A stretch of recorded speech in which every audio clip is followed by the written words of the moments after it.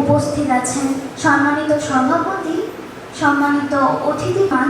1932 সালে জামালপুরে তার নানা বাড়িতে জন্মগ্রহণ। জগন্নাথ কলেজে অধ্যাপক হিসেবে এবং ভাষা ও স্বাধীনতা সংগ্রামী মতি মিয়া ফাউন্ডেশন পাঠাগারের সভাপতি সেটি ছিলেন।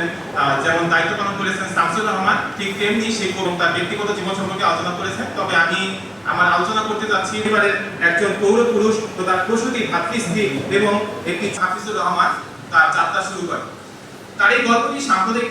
জামালপুর জেলাটা আপনার প্রান্তিক একটা জেলা। আপনি যদি এদিকে উত্তর দিকে আসেন, মানে ময়মনসিংহ, কিন্তু এখানে যারা জন্ম নিয়েছে তারা কিন্তু অনেক অনেক অনেক বড় মাপের মানুষ। আমি এটা মাঝে মাঝে চিন্তা করি যে এই জনপদ থেকে মানে বাংলার ইতিহাস সংস্কৃতি বলেন, ইতিহাস বলেন, যে কোনো অনেক জায়গাতেই অনেক বড় বড় মানুষ এখান থেকে উঠে এসছে, যাদেরকে আমরা জাতীয় বা আন্তর্জাতিক পরিমণ্ডলে ভাবতাম যে এই লোকটা জামালপুর থেকে আসছে।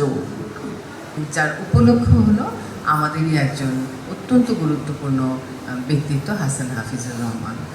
আজকে এখানে তার সম্পর্কে, তার সাহিত্য সম্পর্কে আলোচনা হয়েছে, তার ব্যক্তিগত জীবন, তার রাজনৈতিক জীবন, তার জীবনের সফলতা, সমস্ত কিছু নিয়ে এখানে আলাপ হয়েছে।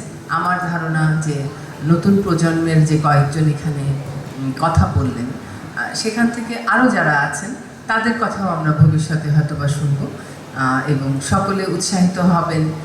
এরকম আপনাদের এলাকার আরও অনেক কৃতি সন্তান আছেন, তাদের নিয়েও আপনারা পড়াশোনা করতে নিশ্চয়ই উৎসাহী হবেন। অস্বস্তি শিশিরে শরীরের রোমকূপে জাগে কাটা, দুঃস্বপ্নের কালো সারমে বলি পিছু ছাড়ে না কিছুতেই। অনিচ্ছা আর বিষাদের খিচুড়িতে ভেতরের বাঘ শুধুই গঙ্গায়। ভয়ঙ্কর একটি বাস্তবতার মধ্য দিয়ে এগিয়েছে। তো সে সময় 500 টাকা খরচ করে 21-এর সংকলনটি প্রকাশিত হচ্ছে। কিভাবে তার অর্থের সংস্থান হলো? সহজেই খুবই মানে প্রশ্নটা উঠবে যে কোথায় পেলেন হাসান হাফিজুর রহমান এই টাকা? ইসরাত সারা বাংলাদেশের মধ্যে তৃতীয় হয়েছে এবং এর আগেও যে প্রতিযোগিতাগুলো হয়েছে সেখানে ভাষা ও স্বাধীনতা সংগ্রামের মধ্যে ফাউন্ডেশন পাঠাগার কৃতিত্বের সাথে বিভিন্ন স্থান অর্জন করেছেন। আমাদের পরিচালক মহোদয় বলেছেন যে আমরা কাজের মধ্যে আছে, কিন্তু আমরা পুরস্কার আমাদের যে আমরা অনুদান পেয়েছি, এটা আমাদের আমরা যেটা মনে করি এই কাজগুলি আমাদের দায়িত্ব, আমাদের সামাজিক দায়িত্ব, যার যার অবস্থান থেকে এই কাজগুলি করা করেছে।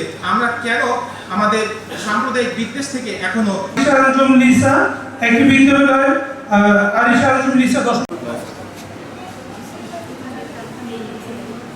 হাসান হাফিজুর রহমানের জীবন ও কর্ম এই বিষয়ের উপরে তাদের রচনা। উপস্থিত আছেন Shamima Akter, Jamalpur collectorate school and কলেজে 10ম শ্রেণীর শিক্ষার্থী মুস্তানি মুর হুমায়রা। এরই সাথে আমাদের